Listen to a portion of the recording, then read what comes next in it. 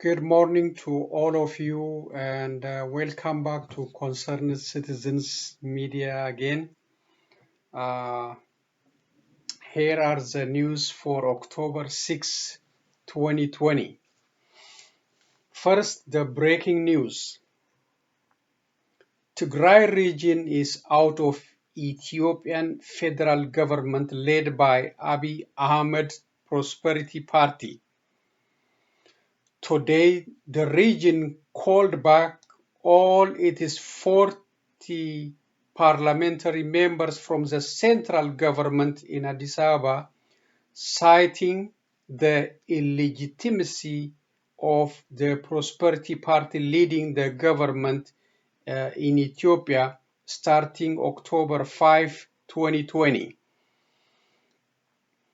The region's authorities said that they do not recognize any regulations or rules passed by the Prime Minister, Deputy Prime Minister, Cabinet, or the Parliament after October 5, 2020. It called on all politicians and the international communities to encourage dialogues and save the country from political and other chaos. The central government held its fifth parliamentary opening ceremony today to show the government's legitimacy for the nation. It is not clear how the conflict between the Tigray region and the central government comes to an end. Meanwhile, Johar Mohammed, Baqqala Garba, Hamza Borana and others also asked to be free from jail, citing the illegitimacy of the government put them in jail. They stated in their letter that there is no legitimate government after October 5, 2020, so they should be allowed to be free and compete for the leadership positions in the coming election. Dr. Henok Gabisa, on OMN interview with Dejene Gutama, also said that the Prosperity Party led by Prime Minister Abiy Ahmed has no legitimacy to conduct domestic and foreign affairs on behalf of Ethiopia starting October 5, 2020.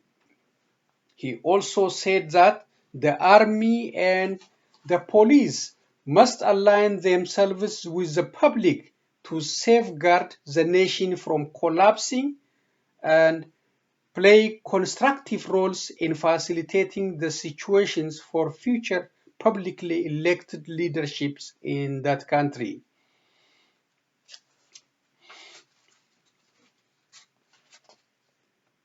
So October 5, 2020, according to European calendar, but according to Ethiopian calendar is September 25, 2013. Irrecha, Oromo's Thanksgiving Day, was celebrated in Finfinne and Bishoftu in a very low mood this year. This year's celebration came while Oromos are under tremendous challenges.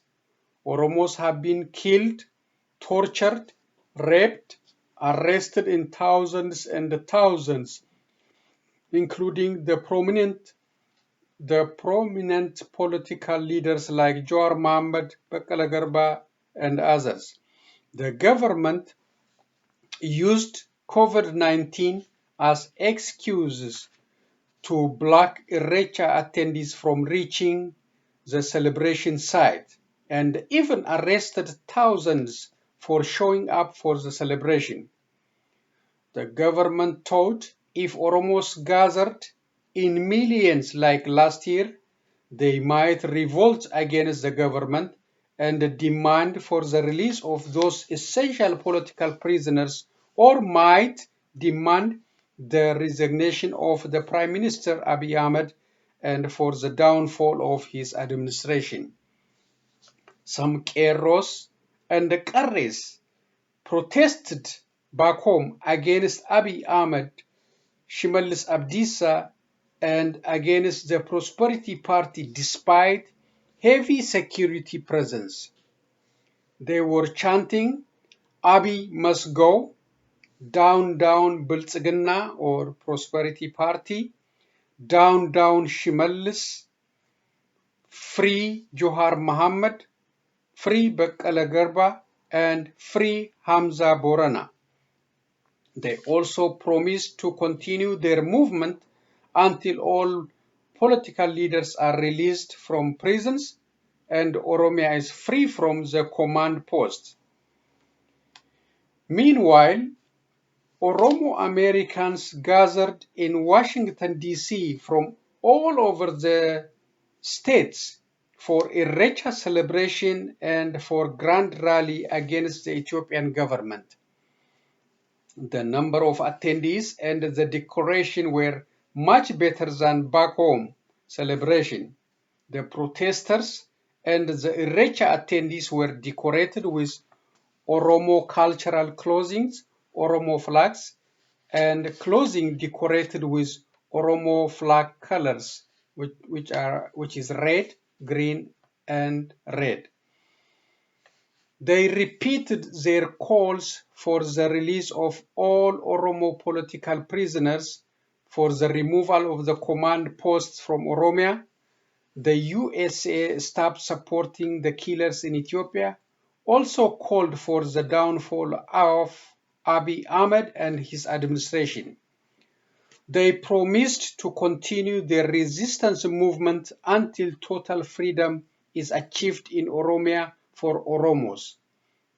Oromo Americans in St. Louis, Missouri also showed up in Tower Grove Park for Oromo cultural events.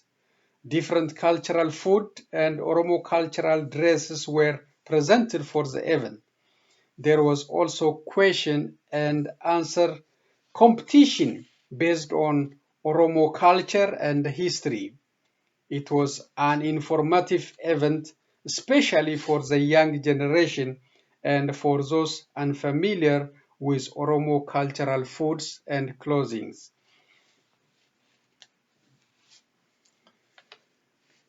The White House became the center of COVID-19 after President Donald Trump downplayed it for almost 7 months.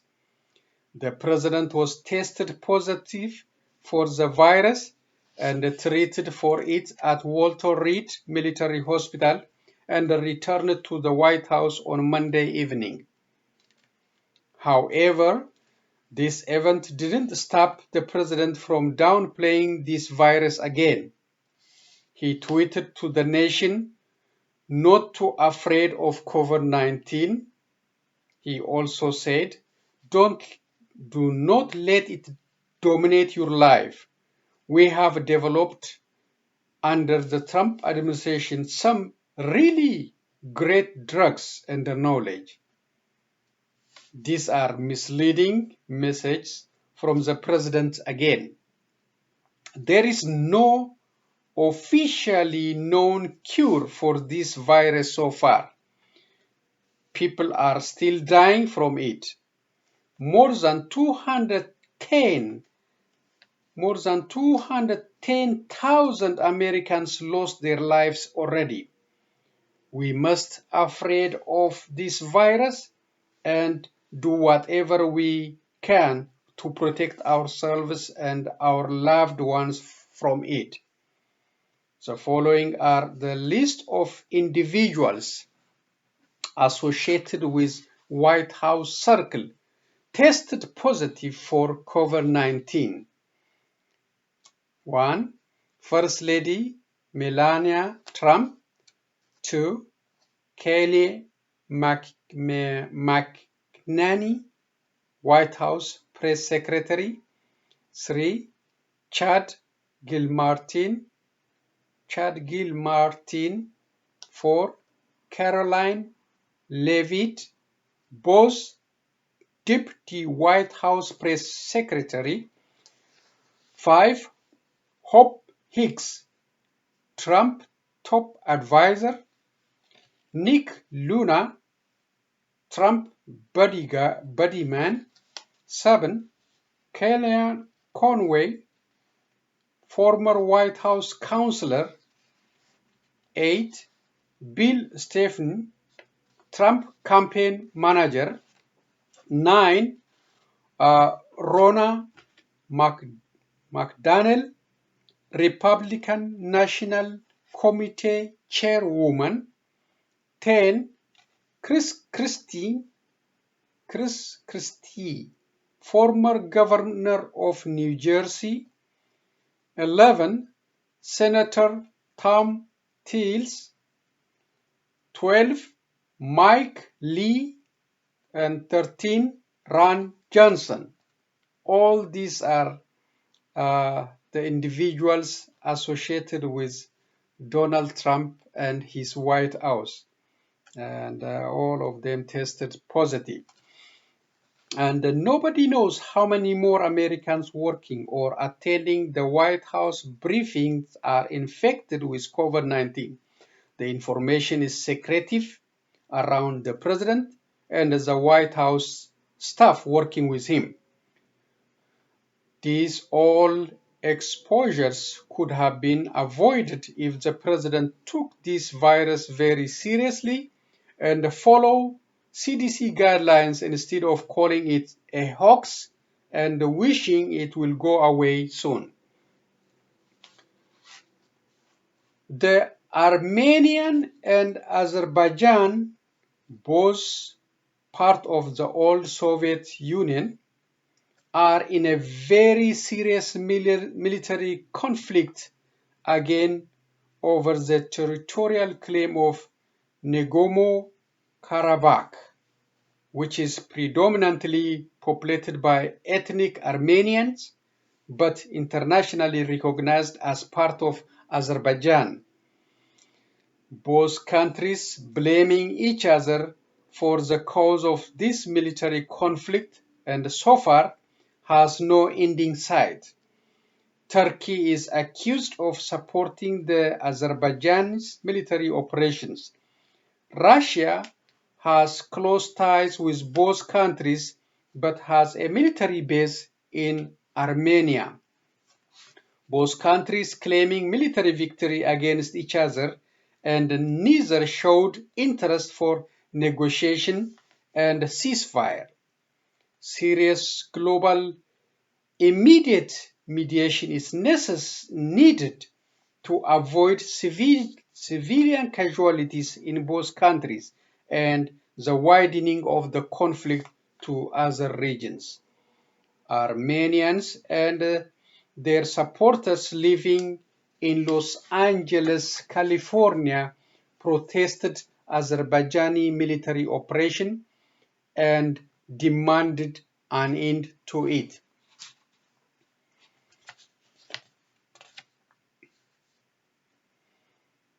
I have a video for this one. Hold on, let's see. For Azerbaijani conflict and for the protesters. Let's see. Okay. Armenian flag out of the way in freshly conquered territory in Nagorno-Karabakh and hoists the flag of Azerbaijan. In the capital Baku, the crowds go wild. This is a big win for Azerbaijan, the first village the army says it's captured in a region the country claims is theirs. Nagorno-Karabakh, a cause as sacred for them as it is for Armenia. The region's ethnic Armenian population are being forced to flee, leaving their men on the front lines. Roxana Hachaturian's 20-year-old son was called up 3 months ago, just in time for the worst fighting between the two sides in 26 years. He always tries to give me hope that everything will be all right. From his side, he needs time to feel okay, but I don't really know how he is doing. I just need a peaceful life, only peace and nothing else. But peace looks very far away. Tit-for-tat shelling today in the Karabakh city of Stepanakert and the Azerbaijani city of Ganja. And on the front lines, it is a mix of old-school trench warfare and modern drone technology, the ultimate reconnaissance and targeting tool, especially in mountainous terrain.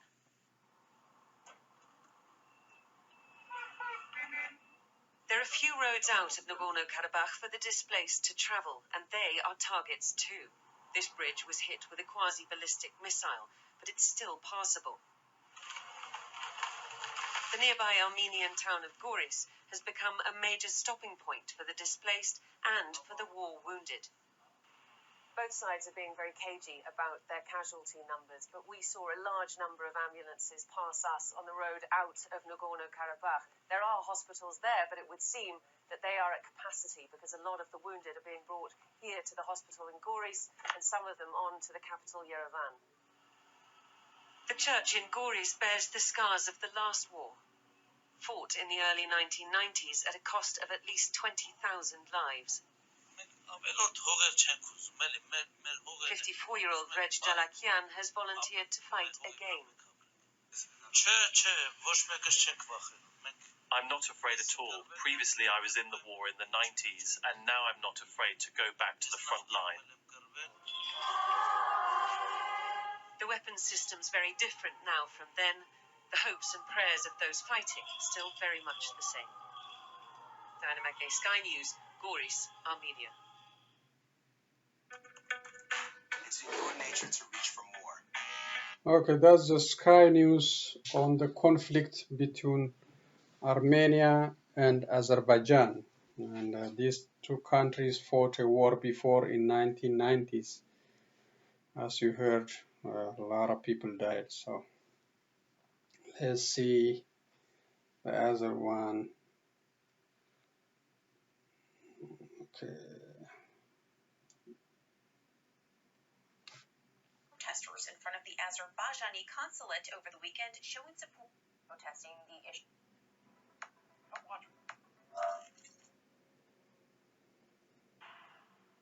And while both sides in this conflict continue These are the disputed region, protesters supporting Armenians in the United States. This is a protest against Azerbaijan. Some of that frustration is now being directed at a particular TV news network.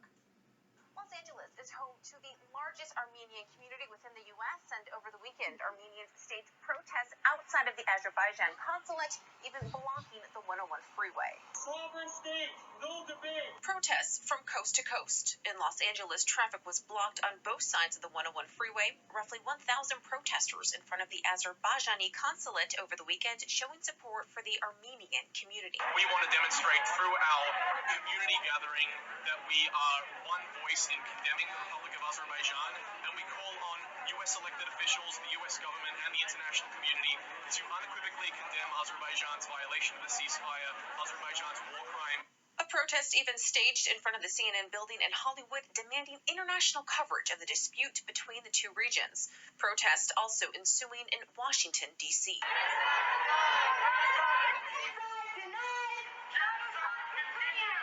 Protesters claiming Azerbaijani aggression on Armenian territory. Long-standing tensions between the two regions escalated on September 27th over a land dispute.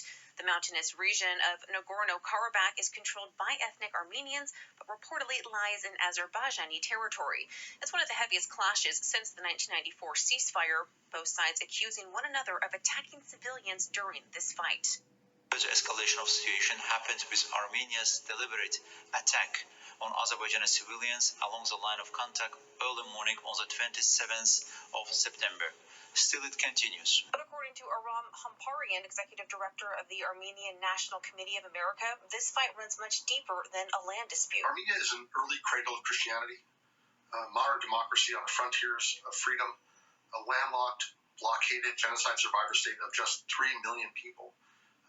Today, she is under attack by more than 100 million people in Turkey and Azerbaijan who are intent on finishing the work of the Armenian genocide. The Armenian genocide from 1914 to 1923 resulted in the death of roughly 1.5 million Armenians. Now, as the fighting continued this morning, NATO is asking Turkey to step in to help ease the tension between the two regions, but protesters here in Los Angeles are condemning Turkey for not supporting the Armenian people. Reporting in Los Angeles, Kasha Sweet, RT.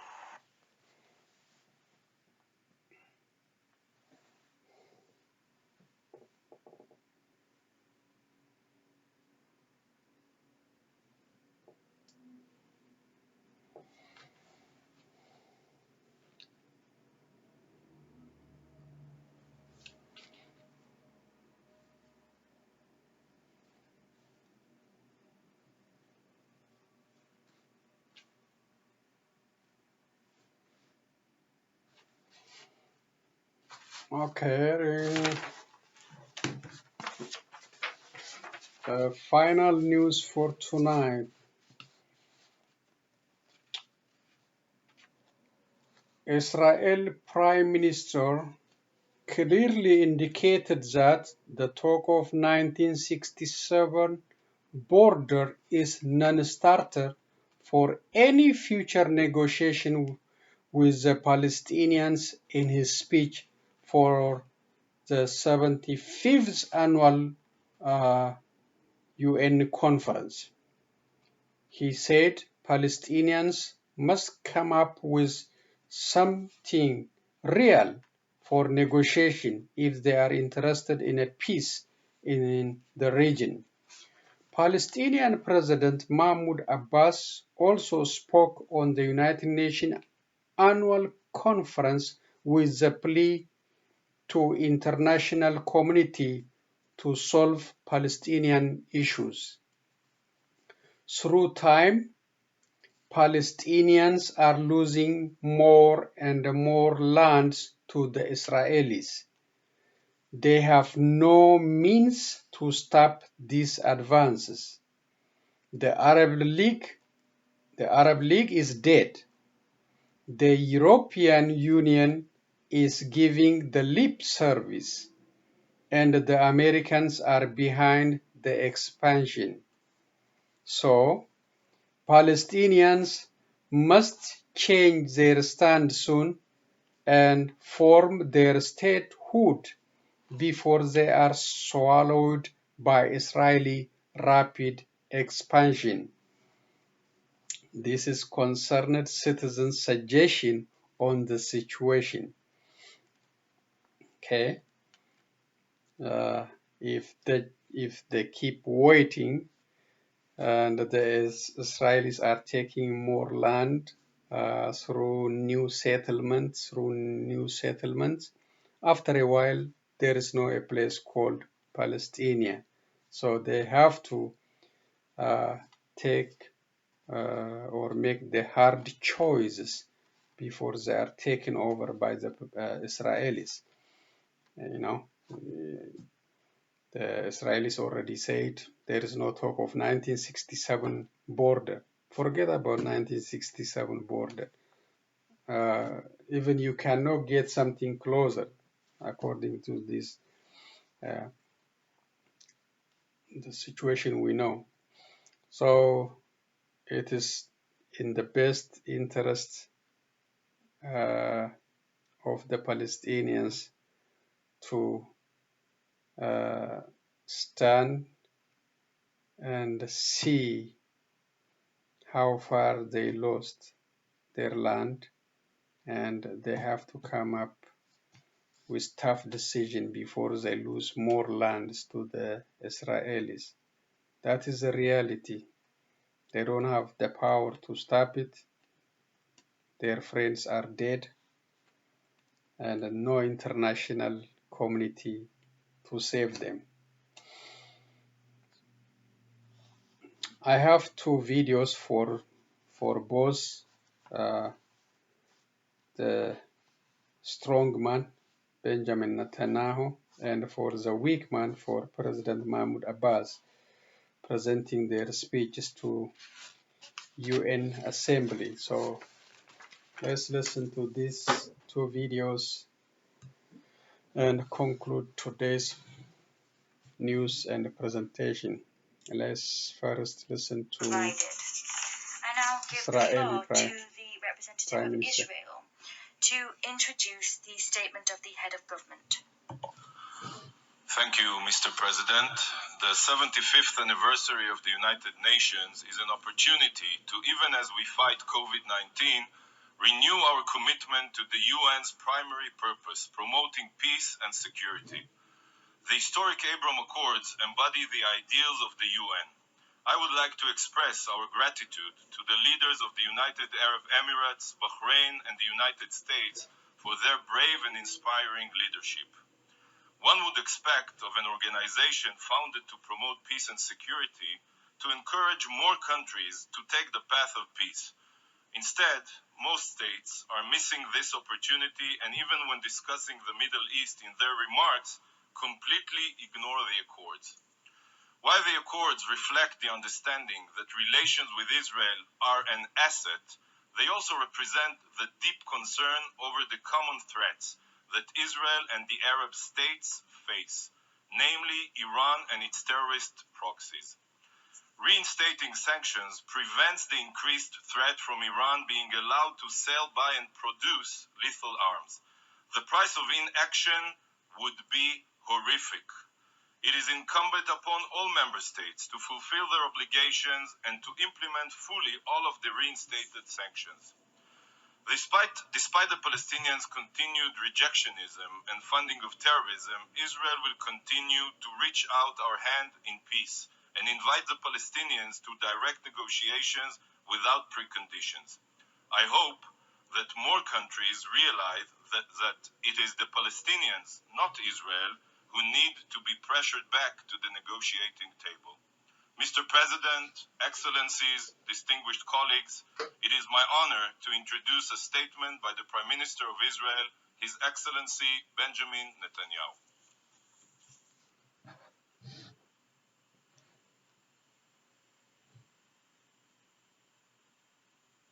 Mr. President, ladies and gentlemen, the Middle East is not exactly renowned for producing good news, and few expected this year to be any different.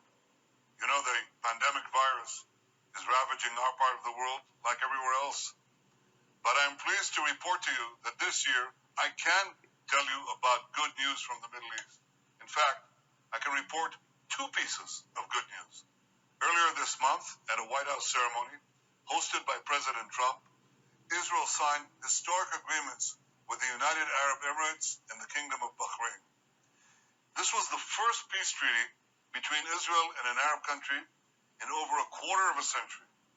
And it was the first time peace agreements between Israel and two Arab countries were signed on the same day. These new agreements will bring our peoples the blessings of peace and the enormous benefits that come with more trade, more investment, more commerce, transportation, tourism, increased cooperation in so many areas.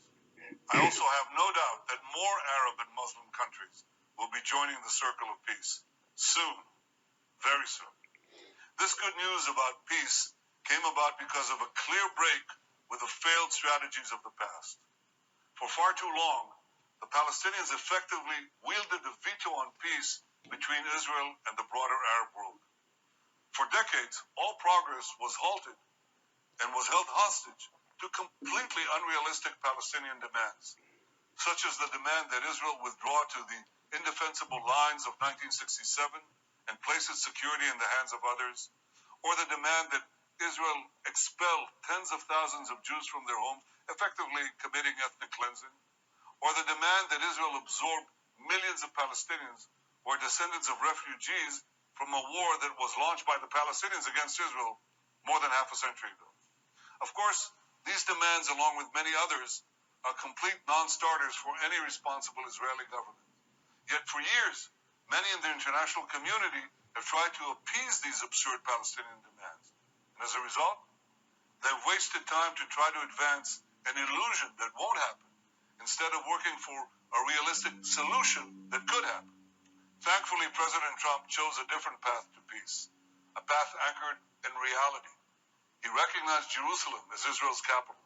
He recognized Israel's sovereignty over the Golan Heights, and he put forward a a realistic peace plan that recognizes Israel's right, addresses Israel's security needs, and provides the Palestinians with a dignified, realistic path forward if they make peace with Israel.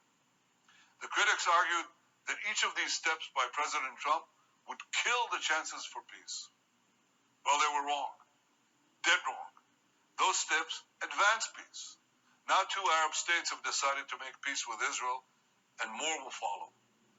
The expanding circle of peace will not make an agreement between Israel and the Palestinians less likely. It will make peace between Israelis and Palestinians more likely. Palestinian leaders will increasingly realize that they no longer have a veto over peace and progress in our region. And hopefully, those leaders will ultimately decide to make peace with a Jewish state. And when that happens, Israel will be ready. I will be ready. And I'd be willing to negotiate on the basis of the Trump plan to end our conflict with the Palestinians once and for all. Ladies and gentlemen, Israel and states across the Arab world not only stand together in advancing peace, we stand together in confronting the greatest enemy of peace in the Middle East, Iran. Iran wantonly and repeatedly attacks its neighbors, and its terror proxies are directly involved in violence throughout the Middle East, including in Iraq, Syria, Yemen, Gaza, and of course, Lebanon. We all saw the terrible explosion at Beirut port last month. The explosion happened here. This is the Beirut port. 200 people died, thousands of people were injured, and 250,000 people were made homeless. Now, here's where the next explosion could take place, right here. This is the Beirut neighborhood of Janah. It's right next to the international airport. And here, Hezbollah is keeping a secret arms depot. This secret arms depot right here is adjacent, a meter away from a gas company. These are gas canisters, right here. It's a few meters away from a gas station. It's 50 meters away from the gas company. Here are more gas trucks. And it's embedded in civilian housing here, civilian housing here. The Janah neighborhood residents, this is the actual coordinates. So I want to show you the entrance to Hezbollah's missile factory, because that's what it is. It's right here.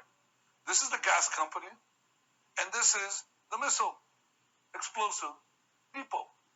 I say to the people of Janah, you've got to act now. You've got to protest this. Because if this thing explodes, it's another tragedy. I say to the people of Lebanon, Israel means you no harm, but Iran does. Iran and Hezbollah have deliberately put you and your families in grave danger.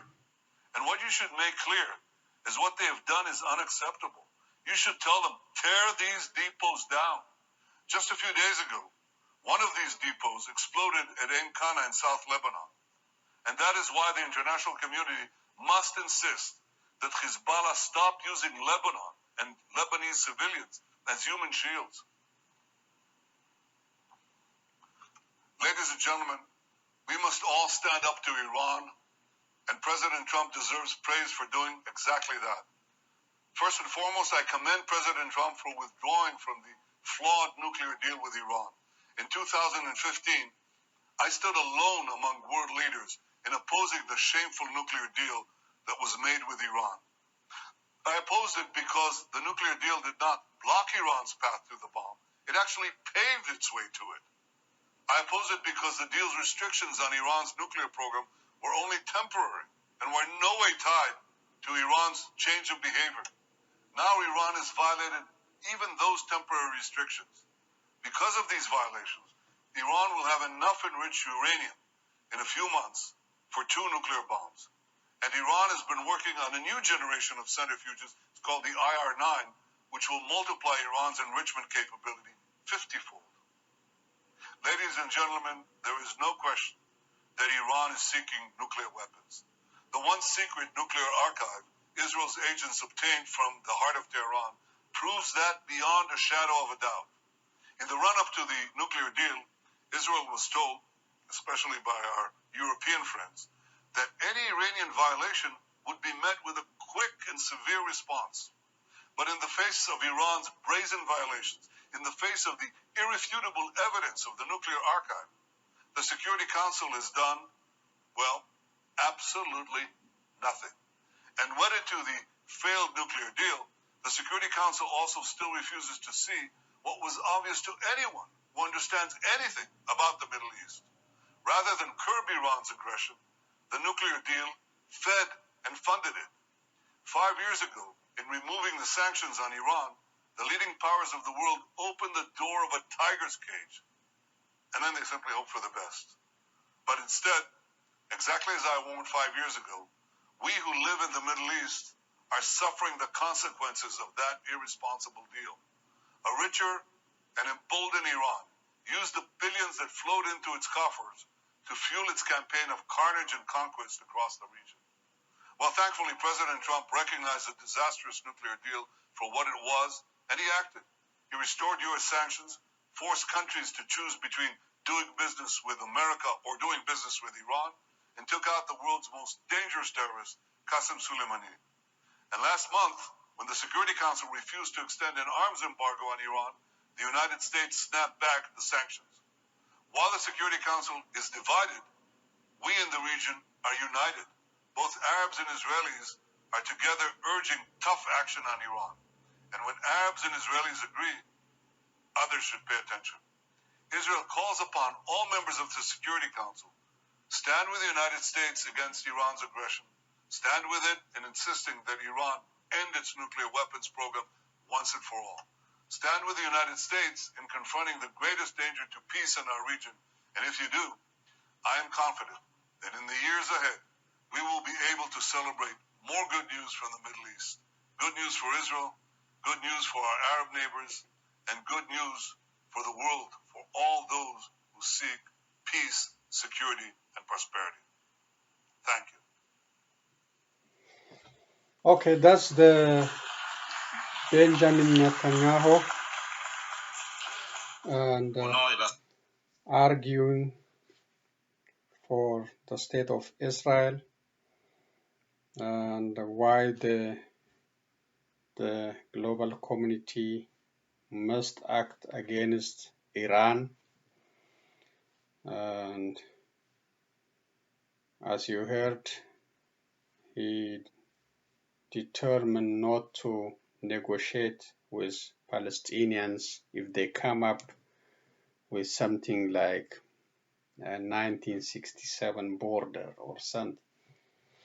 Let's listen to the last video or from Palestinian leadership, Mahmoud Abbas, and then and democracy. In the faith. This is also this. معالي السيد الرئيس. Your Excellency, Mr. Volkan Bozkır, President of the General Assembly, Excellencies, ladies and gentlemen. It is my honor to introduce the pre-recorded statement of His Excellency Mr. Mahmoud Abbas, President of the State of Palestine, at the General Debate of the 75th Session of the General Assembly. Thank you, Mr. President.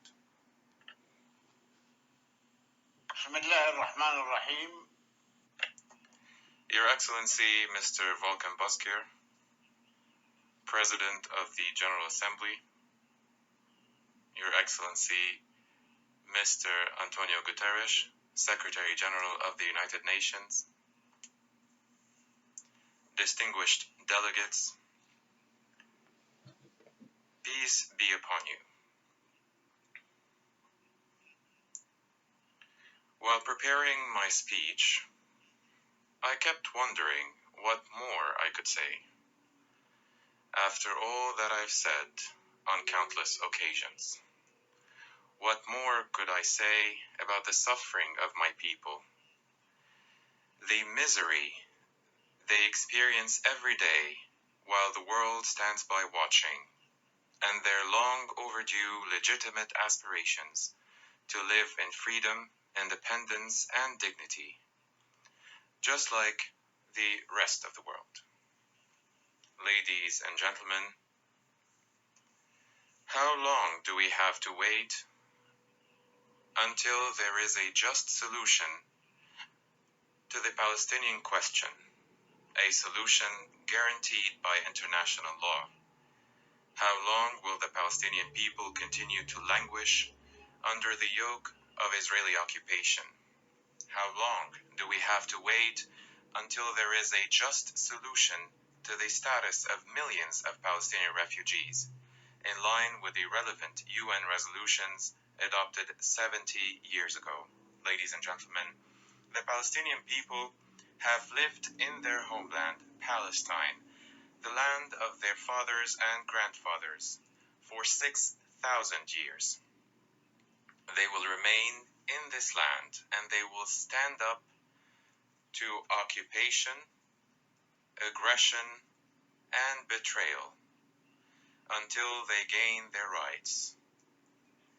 In spite of the difficulties, and in spite of the unjust blockade that aims to undermine them, we will not bow down, we will not surrender, we will not compromise, and we shall triumph. Ladies and gentlemen, we have agreed to international mediation despite the historic injustice we have seen since 1917,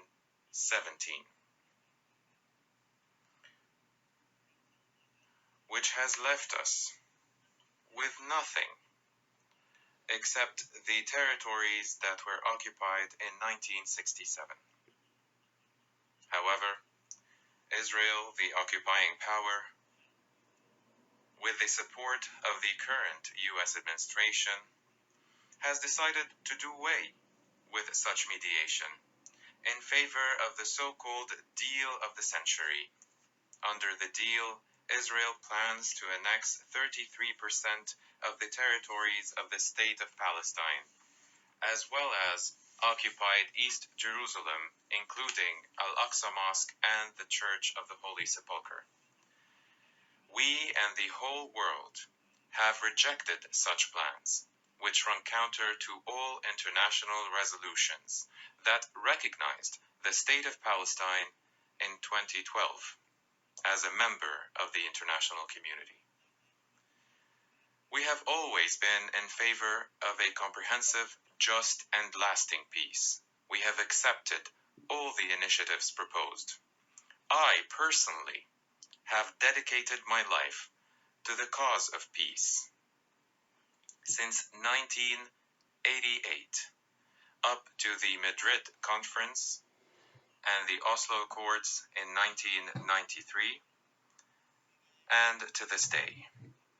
We have agreed, we have committed to the Arab Peace Initiative, which guarantees security, peace, and coexistence after the end of the occupation. We have done that for the sake of peace. What has Israel done in return? Israel has reneged on all of the agreements it signed and has undermined the two-state solution through its aggression. It has killed and arrested people, demolished homes, and stifled the economy. It has sought to systematically alter the character and identity of occupied Jerusalem, and has desecrated its Christian and Muslim holy sites, especially Al-Aqsa Mosque. It has continued its settlement expansion on our land and has disregarded the Arab Peace Initiative. And through its unilateral and reckless actions, it is destroying the last chance for peace. And to top it all off, Israel, the UAE, and Bahrain have just signed normalization agreements in violation of the Arab Peace Initiative and the principles of a just and lasting solution under international law. The Palestinian Liberation Organization has never asked anyone to speak or negotiate on behalf of the Palestinian people.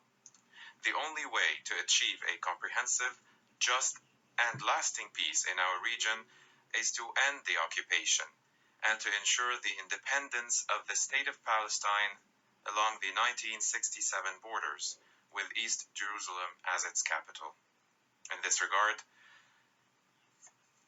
I call on the Secretary General of the United Nations to start preparations in cooperation with the Quartet and the Security Council for an international conference early next year that brings together all relevant parties. The conference should have full authority to launch a genuine peace process based on international law and relevant terms of reference. It should aim to end the occupation, grant the Palestinian people their freedom and independence in their own state along the 1967 borders with East Jerusalem as capital, and to settle all final status issues, notably the refugee question, in line with Resolution 194. Ladies and gentlemen, it would be foolish to think that the Palestinian people could ever accept the occupation or yield to pressure and diktats. It is delusional to think that the Palestinian people could be sidelined. We are the rightful owners of this cause. You should all know that there can be no peace, no security, no stability, or coexistence in our region without an end to the occupation and without a just and comprehensive solution to the Palestinian question, which is at the heart of the conflict. Ladies and gentlemen, Palestinians are a living and creative nation. They are peace lovers and freedom fighters. Despite the occupation, they have managed to build an active and modern society based on democracy and rule of law. They have managed to preserve their national identity despite political and intellectual differences.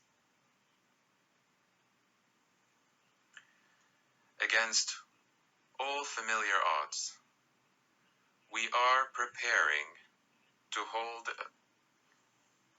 legislative and presidential elections with the full participation of all political parties. We will keep on living. We will continue to hope. We will remain committed to our national unity and democracy in the face of all attempts to deny our existence. We will fight until we regain our rightful place among the nations, and we will exercise all our rights under international law, including our right to resist occupation. We will continue to build our state institutions on the rule of law, and we will continue to fight international terrorism as we have done for years. We will remain faithful to peace, justice, and human and national dignity, no matter the circumstances. In closing, I wish to pay tribute to the great Palestinian people fighting for their freedom and independence, to those killed and wounded and their families, to Jerusalem and its unwavering citizens, to our people in the besieged Gaza Strip and in refugee camps everywhere, and to all of those countries, nations, and organizations that have stood by us and by our rights. May the peace and blessings of God be with you.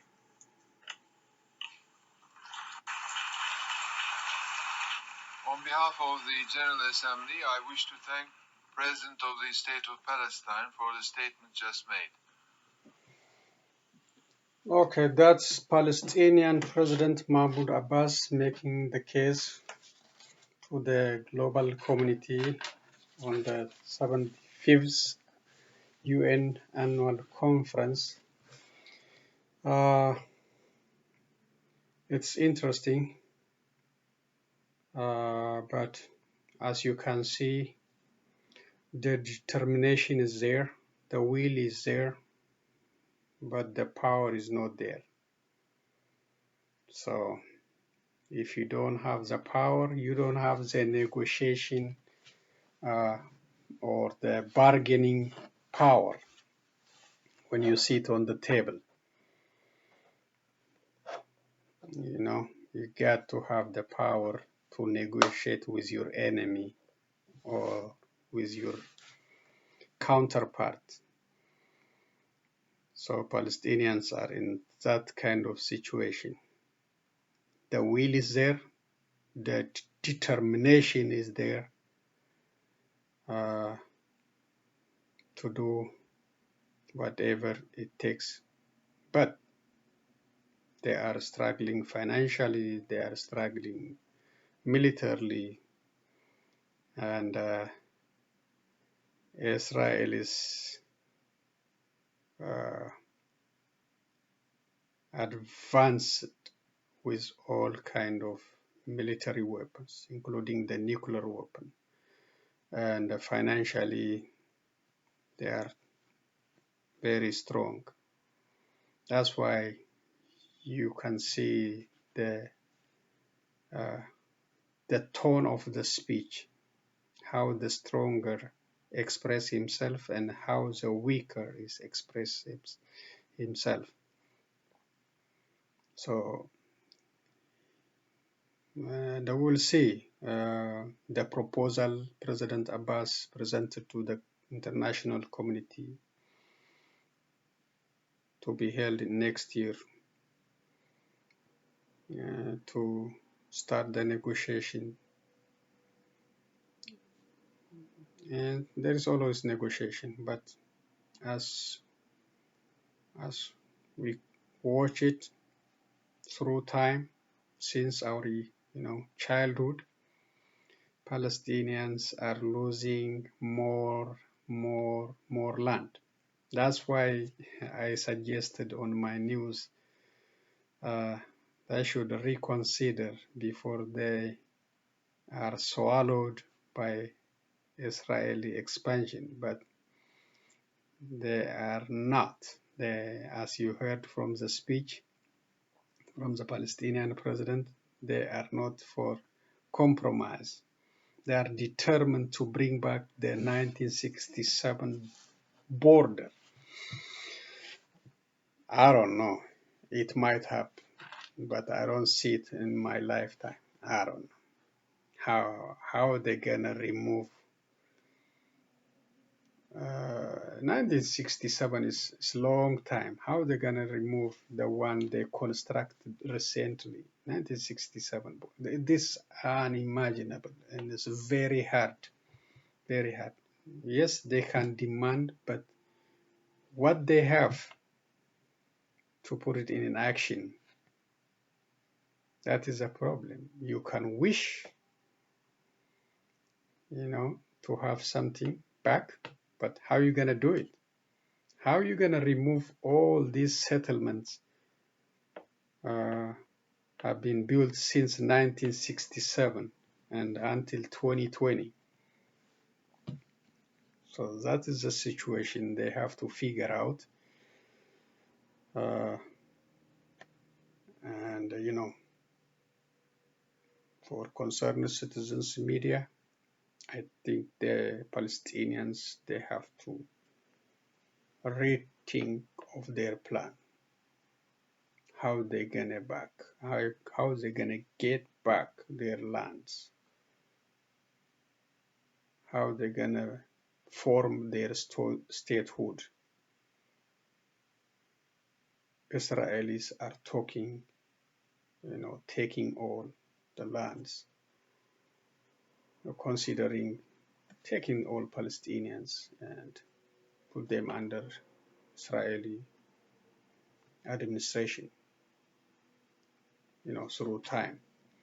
They take some part today, some part tomorrow. After that is a small part left. Then the option will be take all of it and put there under Israeli government.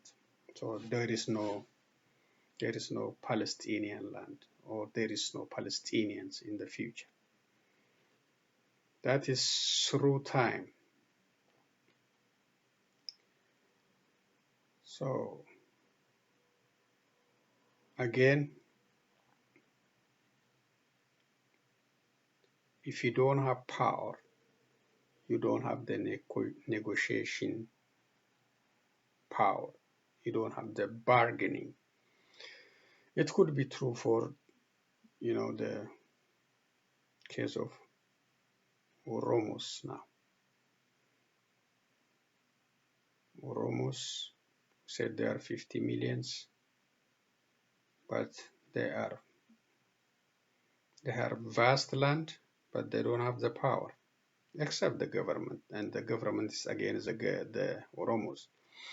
So if the Oromos want to play equal, legitimate power in the government, they got to have a negotiating power, a bargaining power. And they have to have the means. If not, nobody listen to you. Nobody listen to you. You will be dominated by powerfuls, those who have gun. So that's a long video for tonight. Got all global news, domestic news. I hope it will be interesting to you. And I added this for global concerns. We are a global citizens, so we have to follow what is happening in the world. That's why I bring sometimes global news. Anyway, thank you for taking the time to listen to Concerned Citizens Media. Until next time, so long everyone. Be safe from COVID-19 and follow the CDC guidelines to keep yourself safe and your loved ones from COVID-19. Thank you again for listening.